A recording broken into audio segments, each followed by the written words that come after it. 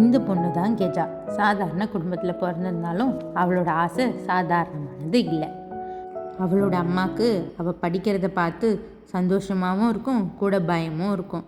அவங்க அப்பாவுக்கு அவளோட கனவுக்கு எதுவும் சொல்லாமல் அமைதியாக சப்போர்ட் பண்ணிகிட்ருப்பார்.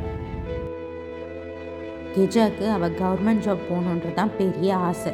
அவங்க அப்பா அம்மா கஷ்டத்தை அவள் போக்கணுன்றது தான் அவள் கனவாகவே இருந்தது. இதுதான் அவளோட உலகம். ஆனால் வாழ்க்கை எல்லாமே நம்ம பிளான் படி நடக்கிறது இல்லைல்ல.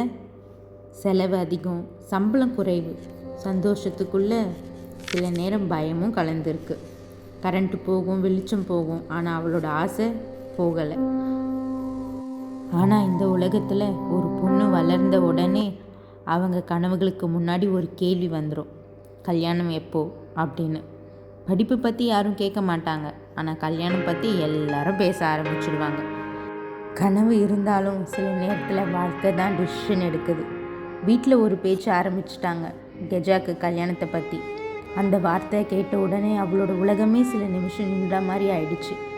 அவள் கேட்க ஆசைப்பட்ட வார்த்தை இது இல்லை, அவள் கேட்டு பயந்த வார்த்தை இது.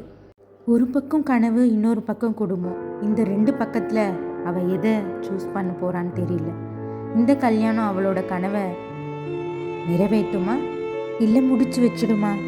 பார்ப்போம் நெக்ஸ்ட் எபிசோடில் என்ன சூஸ் பண்ணுறா அப்படின்ட்டு. நீங்களும் இந்த இன்சிடெண்ட்லாம் ஃபேஸ் பண்ணியிருந்தீங்க அப்படின்னா கமெண்ட் பண்ணி, லைக் பண்ணி, சப்ஸ்கிரைப் பண்ணுங்கள்.